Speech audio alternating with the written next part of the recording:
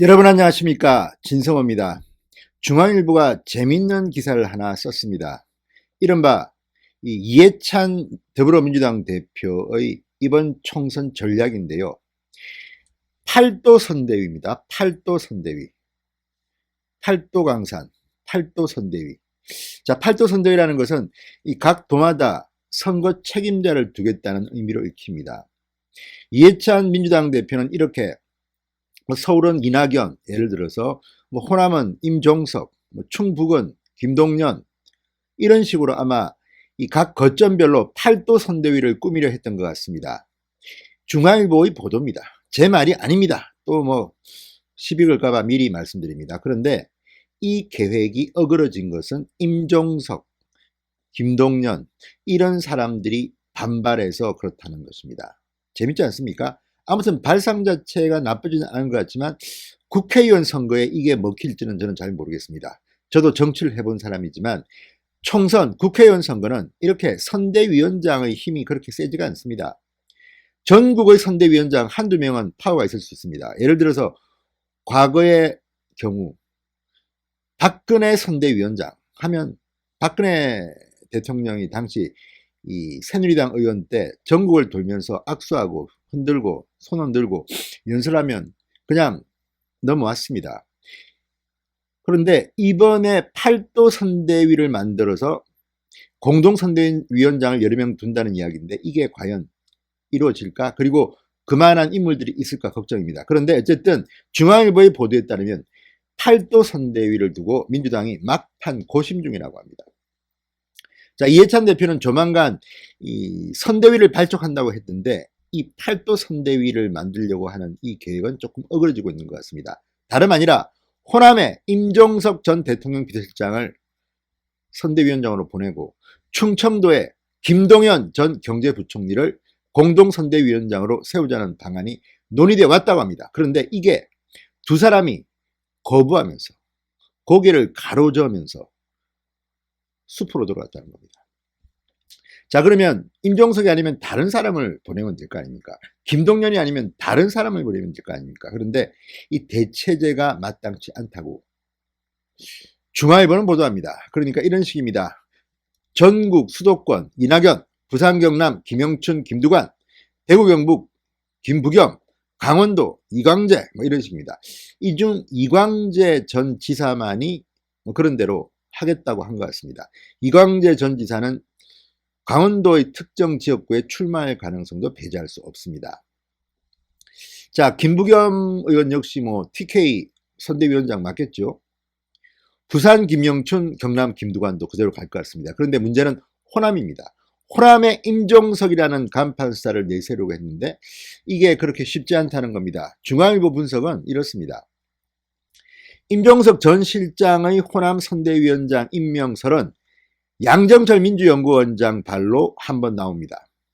쑥 들어갑니다. 그러다가 다시 열흘쯤 지나서 일부 언론에서 당 고위 관계자를 인용하면서 재차 임종석이 호남 선대위원장을 맡을 것이라는 보도가 돼서 화제가 되기도 합니다. 왜 임종석인가? 그렇지만 임종석 전 실장의 측근은 사실과 다르다고 부인했다고 합니다. 자, 중앙일보의 분석은 이렇습니다. 당 안팎에서 임종석 전 실장이 자신이 호남 정치인으로 국한되는 것을 꺼리기 때문에 거절했다. 이런 관측이 나옵니다. 대권을 꿈꾸는 사람한테 무슨 호남에 박혀있으라는 거죠. 이런 취지로 보입니다. 그러니까 수도권의 한 민주당 중진 의원은 중앙일보와의 통화에서 정세균 국무총리와 이낙연 전 총리가 왜 서울 종로에 왔겠느냐. 호남 출신 정치인은 호남에 갇혀서는 대선 주자급으로 발돋움할 수가 없다는 한계를 잘 안다. 이렇게 말했습니다. 자, 임종석 전 실장은 고향이 전남 장흥이지만 줄곧 서울에서 정치를 해왔다. 그런데 그에게 호남으로 내려가라고 하는 것은 실수다. 재밌습니다. 그쪽 진영에서는 임종석을 대권 주자급으로 보는 모양입니다. 저는 동의하기 힘듭니다.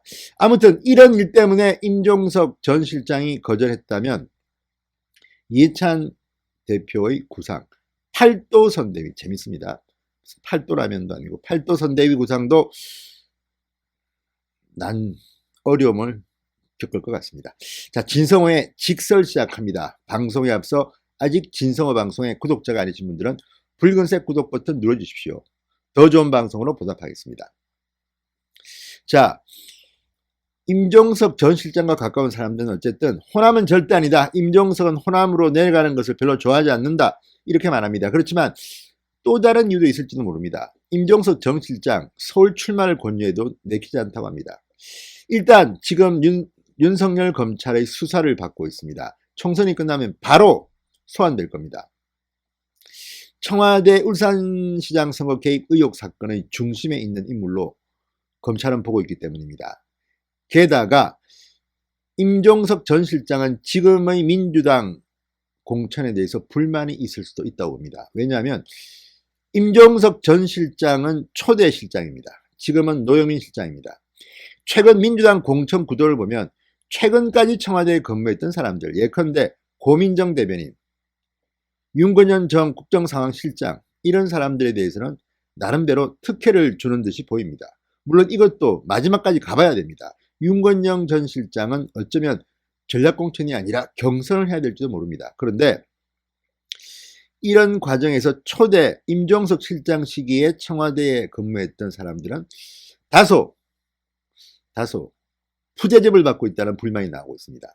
일단 경선을 하거나 이 적합도 조사를 할 때 문재인 청와대 근무라고 못 쓰게 되어 있습니다. 문재인이라는 말을 못 씁니다. 그리고 이렇게 전략공천 대상자라기보다는 그냥 경선에서 이기면 올라오고 아니면 말고 식으로 대우를 받고 있습니다. 또 호남에서는 지금 너무 청와대 출신들이 많이 출마를 하겠다고 하니까 별로 시큰둥하다고 합니다. 어떤 사람들은 이낙연 마케팅을 한다고 합니다.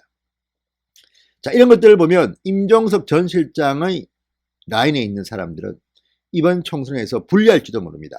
이런 것들이 임종석으로 하여금 흔쾌히 선대위원장을 맡는 것을 꺼리게 만들어지지 않았나, 이런 분석도 있는 것이 사실입니다.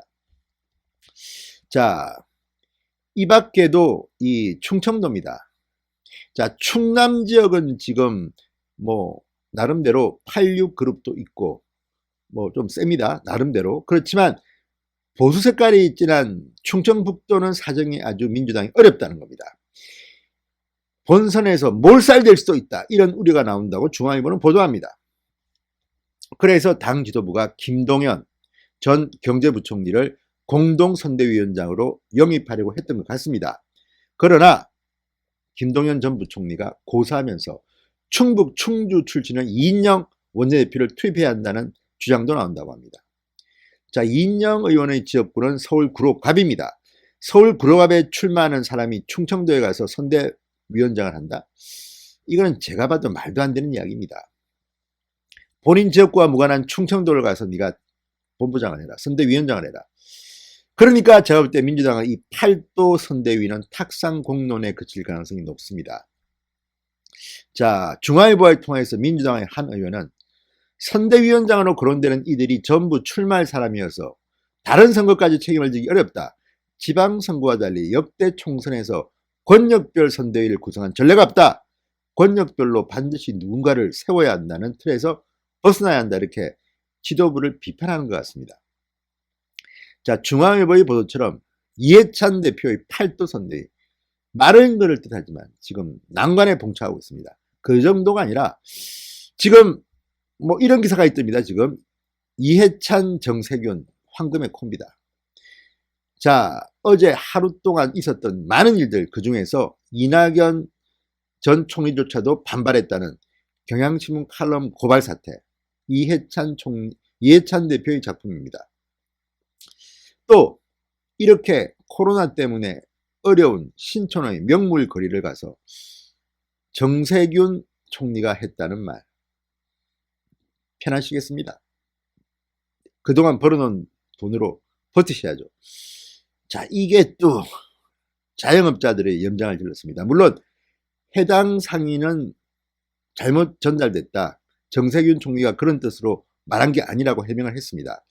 종업원한테 한 말이다. 그런데 그걸 떠나서 그 당사자가 아니라 일반 상인들, 일반 자영업자의 입장에서 정세균 총리의 그 말을 듣고 있으면 정말 억장이 무너집니다.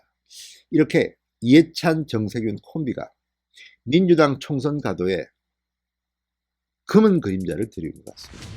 자, 어쨌든 민주당 이번 총선 여러 가지 전략이 차질을 빚고 있는 것 같아요. 안타깝지는 않습니다. 신성호의 직설이었습니다. 여러분 감사합니다.